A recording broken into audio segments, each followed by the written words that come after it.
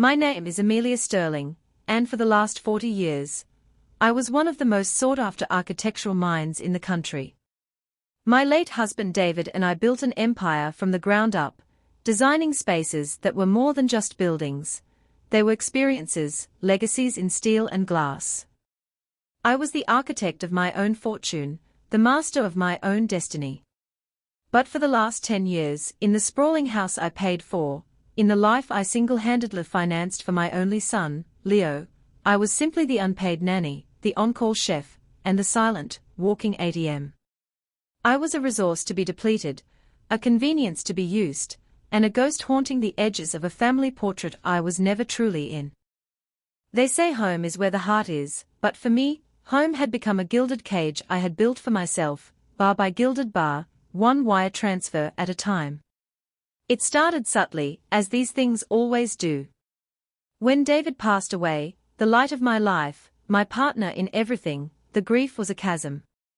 Leo and his new wife, Chloe, were there, of course.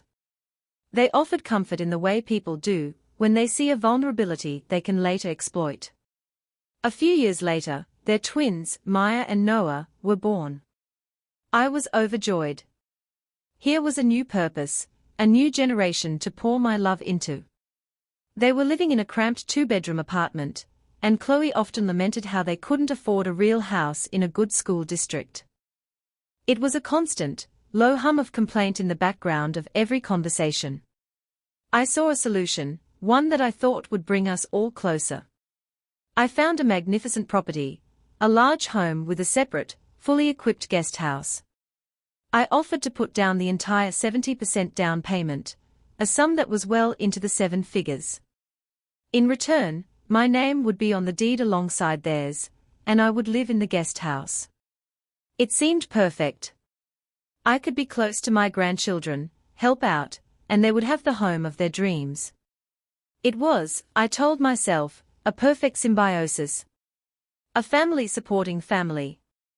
A memory that often surfaced in my quiet moments in that guest house was of David, a few months before he died. We were reviewing our portfolio, and he pointed to a specific account, one I had set up for Leo. "He's a good man, Amy," David had said, his voice raspy but clear, "but he has soft hands. He's never known a day of true struggle. Be careful that your love doesn't become a crutch he forgets how to walk without." I had dismissed it then, as the worries of a dying man, but his words were a prophecy. The move-in was a blur of excitement. I oversaw the renovations on the main house myself, ensuring every detail was perfect for Leo and his family, while my own guest house remained simple, functional. Soon, helping out became my entire life. I retired from my consulting work, telling myself it was to cherish these precious years with my grandchildren. I would be up at 6 to make them breakfast because Chloe wasn't a morning person. I would do the school runs because their 2 luxury SUVs, both of which I had also paid for, were needed for their busy social lives.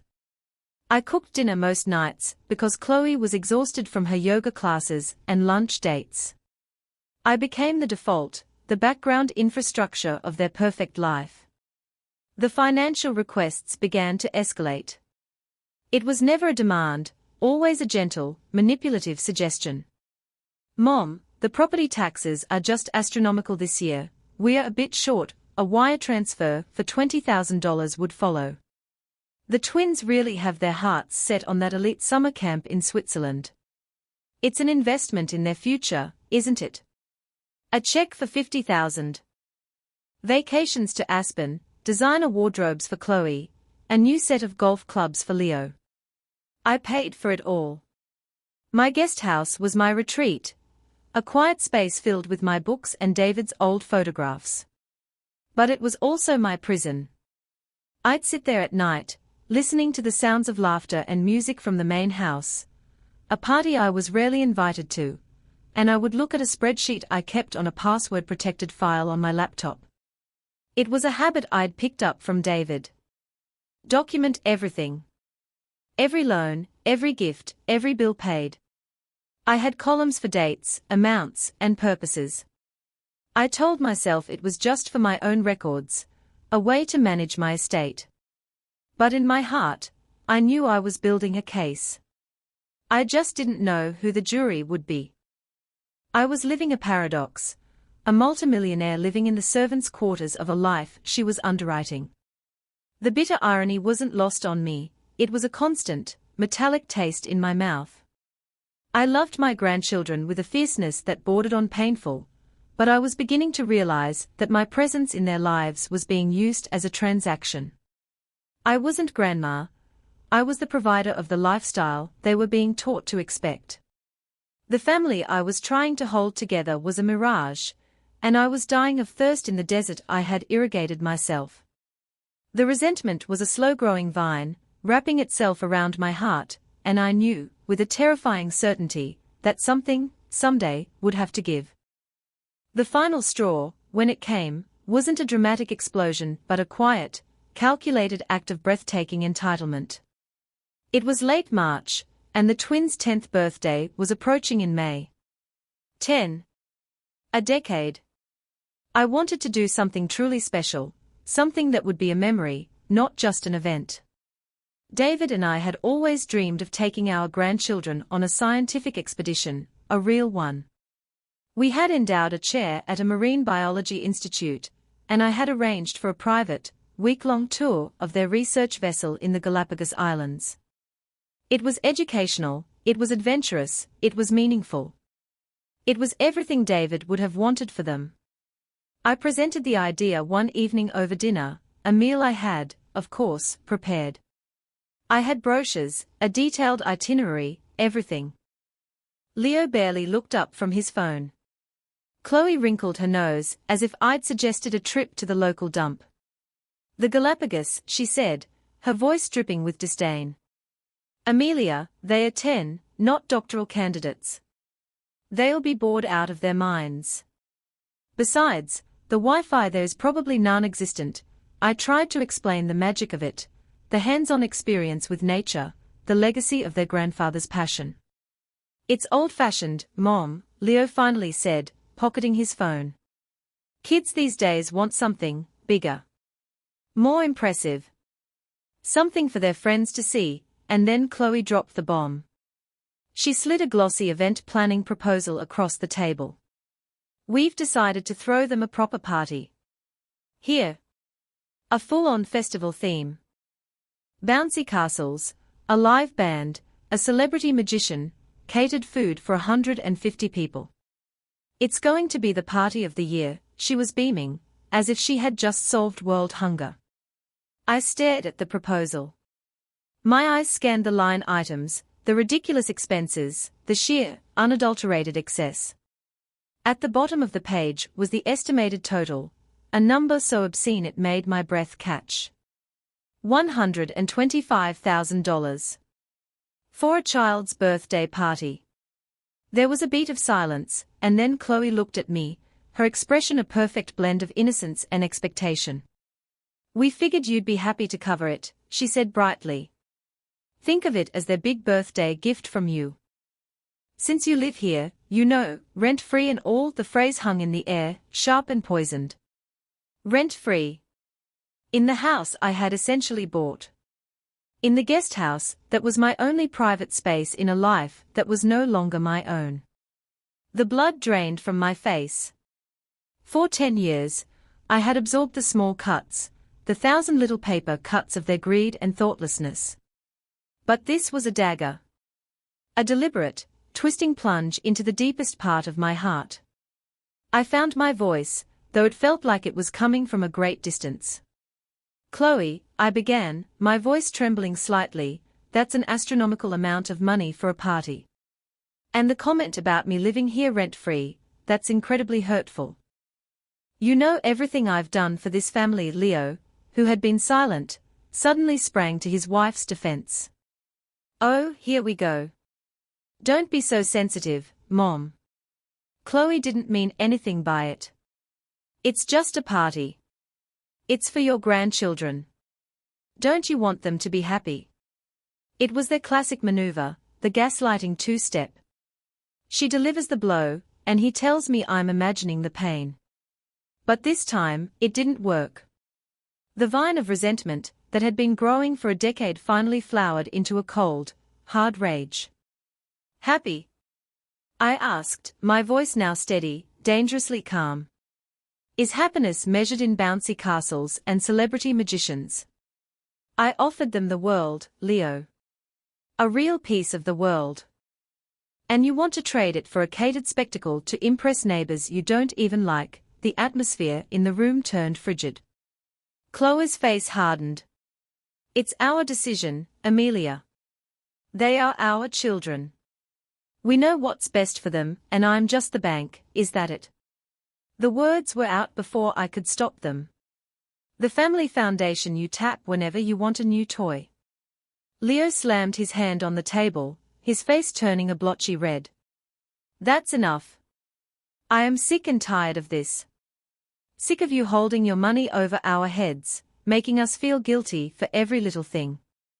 We didn't ask you to live here, to hover over us, judging everything we do. Every word was a lie, a distortion of a reality I had foolishly created. He was rewriting history in real time, casting himself as the victim. I stood up, my chair scraping loudly against the floor. I looked at my son, at the stranger he had become, his features twisted with a selfish fury I had never seen before. The finality of the moment settled over me. This was the end of the road. This is our house, Mom, he shouted, his voice cracking with rage. Our life. And if you don't like how we run it, then get out. The two words echoed in the sudden, deafening silence. Get out. He had said it. He had finally said the quiet part out loud. In that moment, he wasn't my son. He was just the spoiled, entitled man my husband had warned me he might become. I didn't cry. I didn't scream. A strange, terrifying calm washed over me. I looked from his furious face to Chloe's triumphant smirk. And I nodded. Just once. A small, almost imperceptible gesture. I turned and walked out of the dining room, my back straight, leaving them standing there in the house I had paid for. The words "get out" were not an insult. They were a key. A key that had just unlocked my cage. That night, I did not sleep. The hurt was there, a deep, throbbing ache, but it was overshadowed by a feeling I hadn't experienced in years, clarity. The kind of sharp, cold, crystalline clarity that comes after a fever breaks. Leo's words, "get out," played on a loop in my mind, but they were no longer a weapon against me. They were a directive. A release. I sat at the small desk in my guest house, the glow of my laptop screen illuminating my face in the darkness. I opened the spreadsheet. The one I had meticulously maintained for a decade.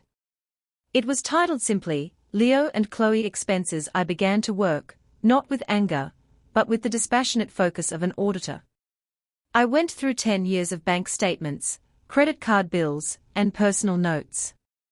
The 70% down payment on the house, $14 million.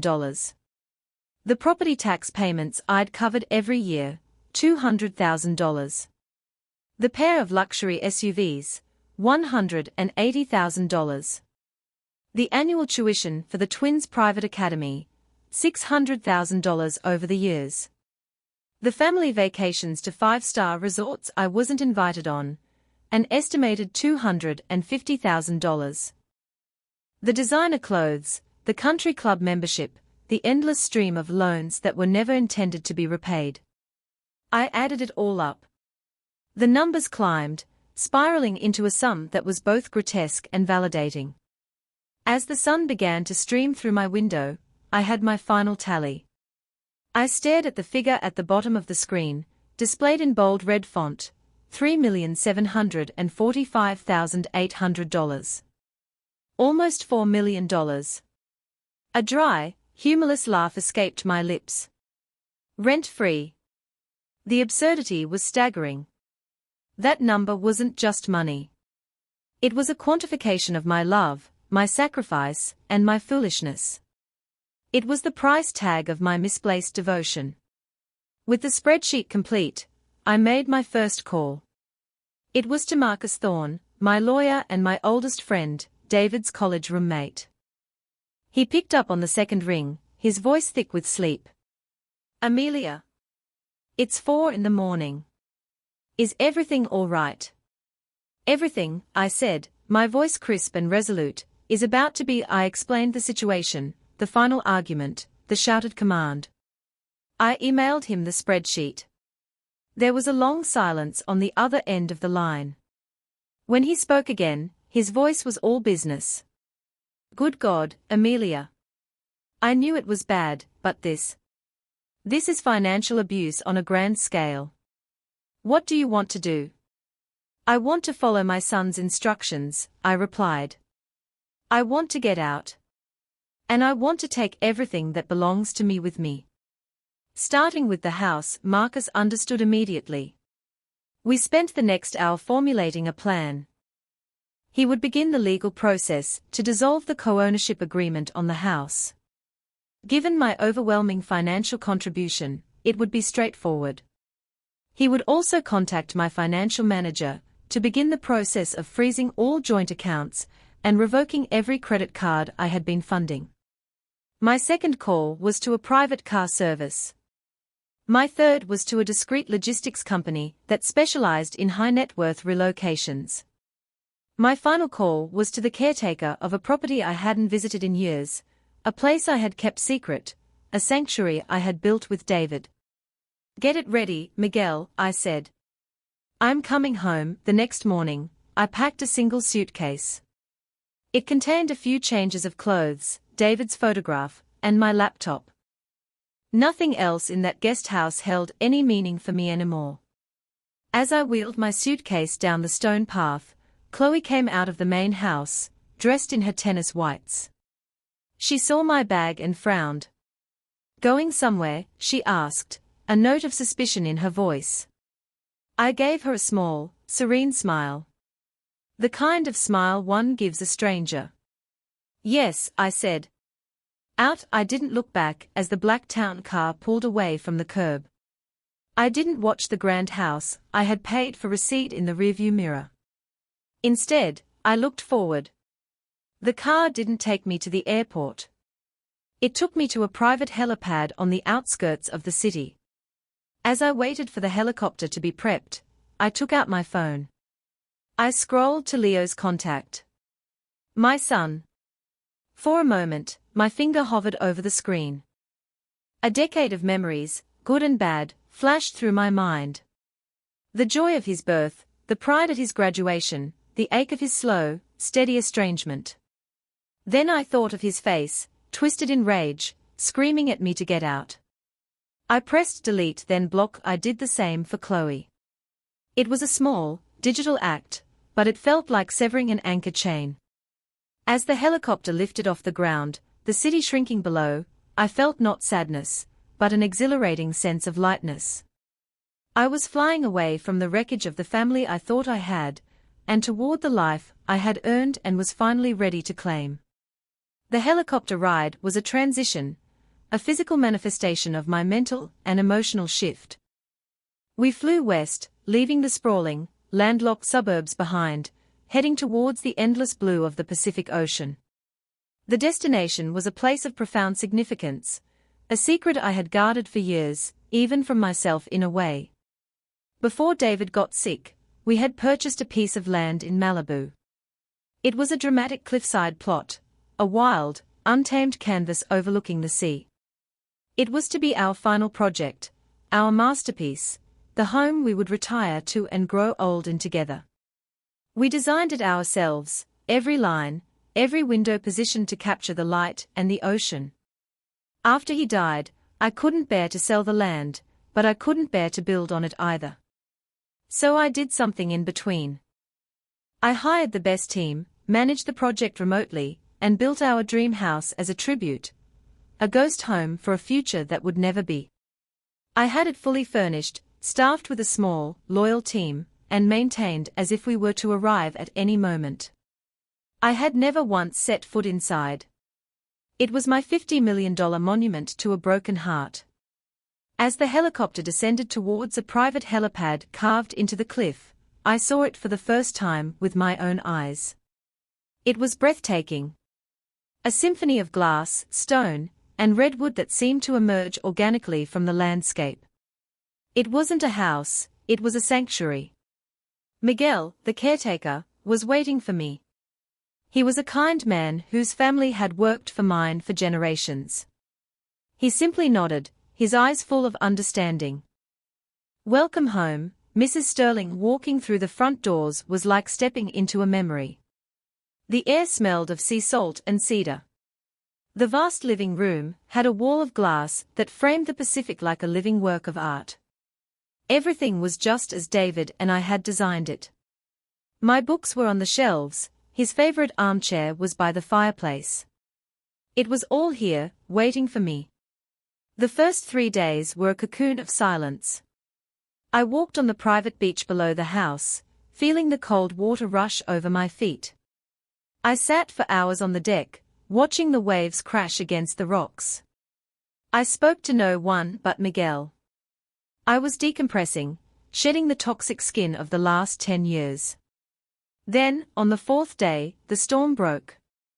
My phone, a new number known only to Marcus and my staff, began to ring. It was Marcus. They know, he said simply. The first credit card was declined at Chloe's favorite boutique. The caterer for the party called them demanding the 75% deposit they assumed you had paid. The school has sent a notice about the upcoming tuition payment. The dominoes are falling. I felt a grim sense of satisfaction. And Leo? I asked. He's left me a dozen voicemails. A progression from confusion to irritation to outright panic. He and Chloe are starting to realize the full extent of their predicament. That evening, I received an email from an unknown address. The subject line was Urgent Family Matter. It was from Leo. The tone was a chaotic mess of indignation and desperation. Mom, what is going on? Your phone is off. The cards aren't working. We are getting calls from creditors. This isn't funny. You're trying to ruin the twins' birthday out of spite. You need to call me immediately and fix this. There was no apology. No concern for where I was or if I was okay. Only outrage that his supply line had been cut. I instructed Marcus to arrange a video call for the following afternoon. I wanted to see their faces. When the call connected, they were huddled together in their pristine white kitchen, the one I had designed and paid for. Their faces were pale and strained. Leo spoke first, his voice tight with forced composure. Mom? There you are. We've been worried. Sick, a blatant lie. I remained silent, letting him squirm. I had positioned my laptop on the terrace, the brilliant blue ocean and the setting sun behind me. Where are you? Chloe demanded, her voice shrill. What is this? Some kind of power play. I'm in Malibu, I said calmly. You told me to get out, Leo. So I did, his face contorted. I didn't mean for you to run off and cut us off. I was angry. You're supposed to be our family. You can't just abandon your grandchildren. The way you abandoned me to the role of a servant and a bank. I countered, my voice even. This is not a debate. This is a notification. I clicked a button and shared my screen. The spreadsheet appeared before them, every line item, every dollar, culminating in that final, damning total. $3,745,800, I said, letting the number hang in the air between us. We can call that my rent-free contribution. We can consider my departure as payment in full. All financial support, effective 3 days ago, has been permanently terminated, Chloe gasped, her hand flying to her mouth. Leo stared at the screen, his eyes wide with disbelief and horror. He looked like a man who had just seen the foundations of his world crumble to dust. You kept a list, he whispered, his voice full of disbelief. You were keeping score. When you're the only one playing the game, you call it survival, I replied. Marcus has already begun the legal proceedings. The house is in my name as the majority contributor to the purchase. You have 90 days to vacate the premises. I suggest you cancel the party. The dam of their entitlement finally burst. You can't do this. Chloe shrieked, tears of rage, not sorrow, streaming down her face. You're a monster. You're destroying this family.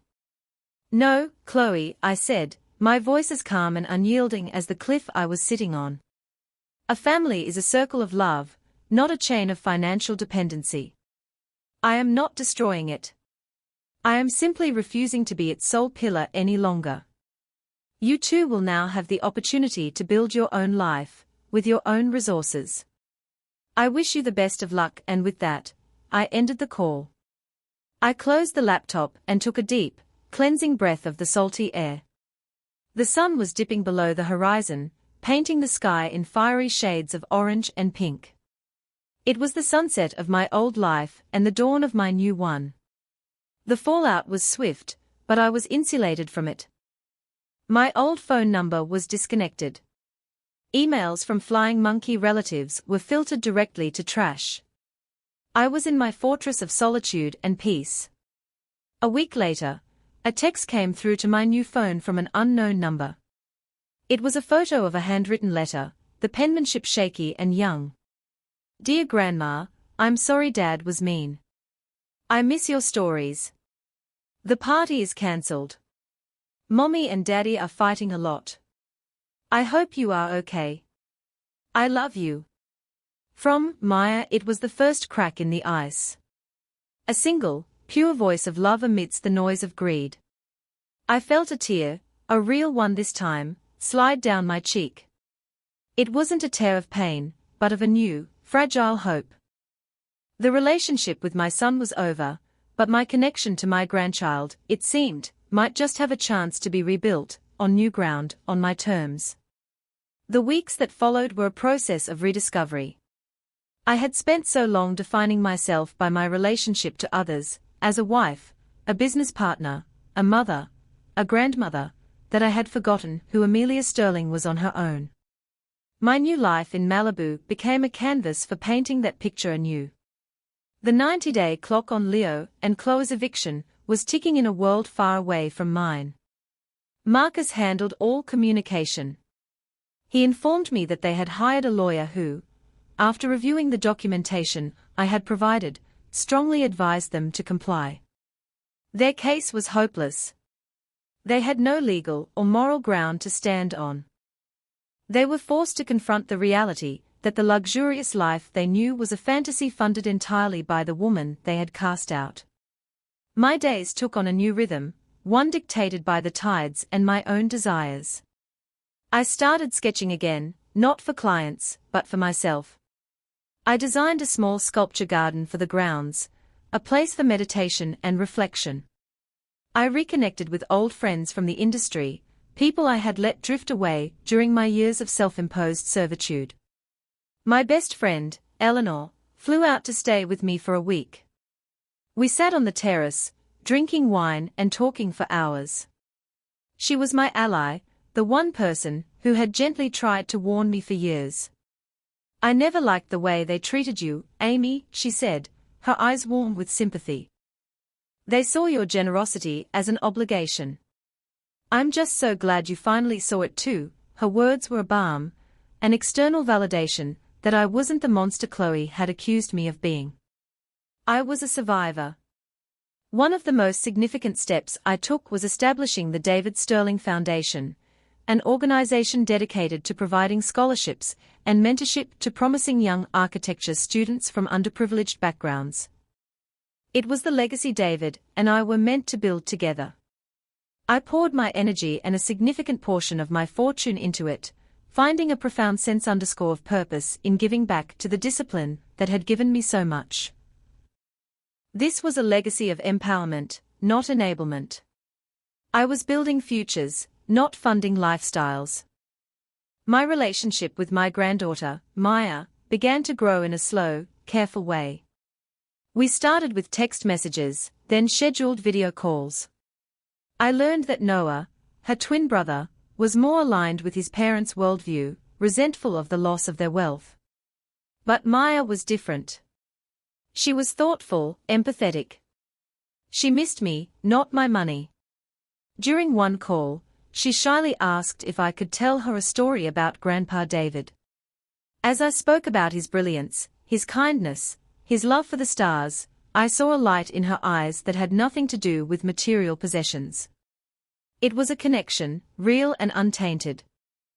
I was building a new family, a chosen family. It was made up of old friends like Eleanor and Marcus, my loyal staff like Miguel, and the bright young students my foundation supported. It was a family built on mutual respect, genuine affection, and shared values, not transactional obligation.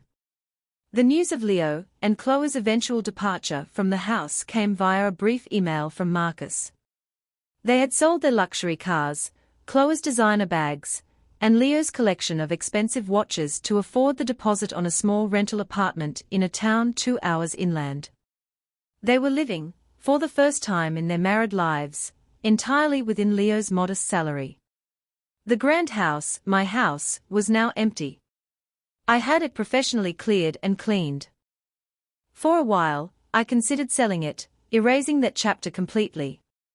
But then I thought of Maya.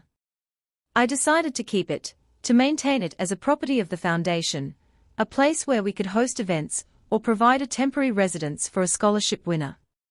It would be repurposed from a monument of excess into a symbol of opportunity. My vindication was not in their downfall, but in my own rise. It wasn't about watching them struggle, it was about watching myself thrive. The anger had dissipated, replaced by a profound, unshakable peace. I had lost a son, but I had regained myself. I had traded a life of thankless service for a life of purpose and freedom. One evening, I was sitting in David's armchair by the fireplace, a roaring fire crackling in the hearth, the sound of the ocean a constant, soothing rhythm outside. I held a framed photo of David in my hands, a picture of us on our wedding day, young and full of dreams. I had not only protected our legacy, I realized. I had finally, fully, stepped into my own. I was no longer the scorned provider or the walking wallet. I was Amelia Sterling, architect of her own life, standing in the beautiful home she had built, looking out at an ocean of infinite possibility. The price of my freedom had been high, but the cost of staying would have been my soul. And for the first time in a very long time, I knew I had made the right investment. What is the true definition of family? Is it an unbreakable bond of blood, or is it a connection forged in respect, love, and mutual support? We often feel trapped by obligation, by the roles assigned to us by those who claim to love us. Amelia's story is a dramatic testament to the moment when the cost of belonging becomes too high. She was faced with a choice: continue to be consumed by a family that saw her as a utility, or reclaim her identity, her fortune, and her peace. Her journey from a state of quiet hurt to righteous empowerment demonstrates the incredible strength it takes to set a boundary, not as an act of war, but as an act of profound self-preservation. Many will say she was harsh, that she abandoned her own son. Others will see her as a hero who finally broke free from a decade of financial and emotional abuse. What do you think? At what point does love become enablement? When does a family member cross the line from dependent to parasite? Share your thoughts and your own stories below, because in these conversations, we find the strength to evaluate our own gilded cages.